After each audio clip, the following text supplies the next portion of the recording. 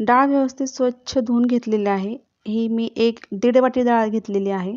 त्यामध्ये हळद टाकून घेतली, तेल टाकून घेतलं आणि व्यवस्थित शिजून घेतलं.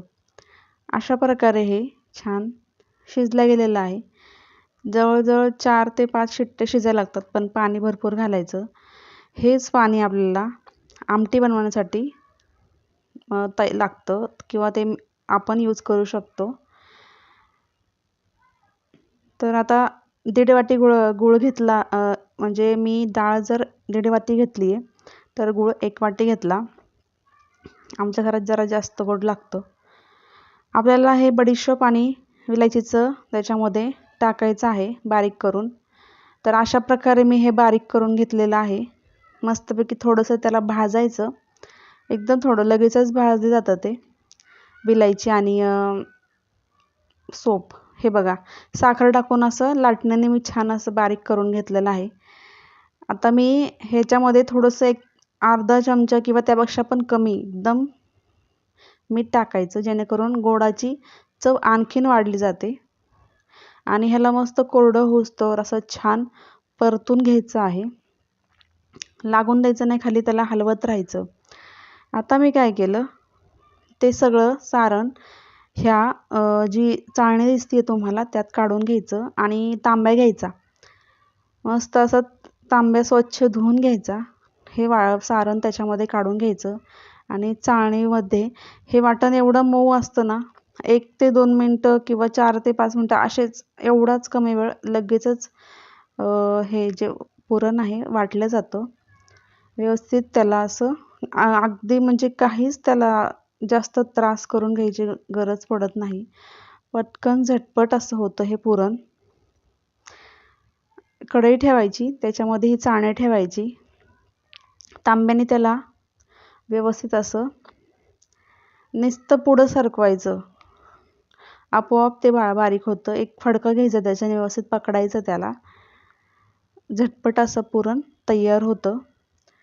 पुरणाचा स्वयंपाक म्हटला की बाईच्या नाकी 9 आल्यासारखे होतात. आळस करतात बाया, पण खूप सुंदर आणि सोपी अशी ही रेसिपी आहे. पुरण पोळी कोणाकोणाला आवडते मला कमेंटमध्ये नक्कीच सांगा. तर अशा प्रकारे मी छान असं पुरण तयार करून घेतलेलं आहे. तर मंडळी, चॅनलवर नवीन असताल तर चॅनलला पटकन सबस्क्राईब करा. असंच छान छान रेसिपीज मी आणत असते. आणि बेल आयकॉन जो आहे तो त्याला पण प्रेस करा. तुम्हाला सगळ्या रेसिपीजचे नोटिफिकेशन लवकर मिळतील. हे बघा, व्यवस्थित असं त्याला छान झालं पण पुरण तयार बघा. आणि काय करायचं, हे व्यवस्थित उलटण्याने असं साफ करून घ्यायचं.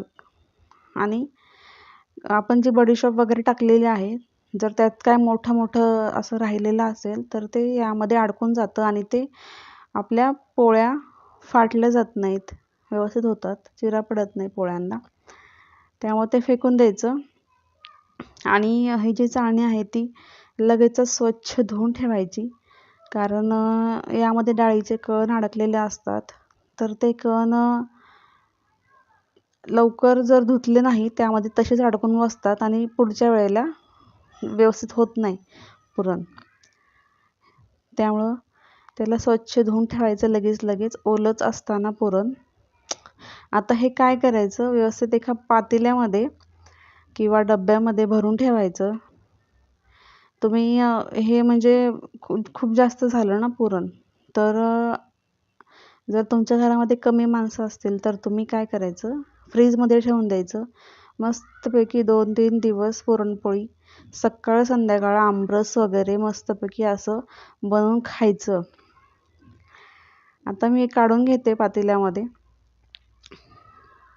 पुरणपोळी हा तर सगळ्यांचा आवडीचा विषय असतो.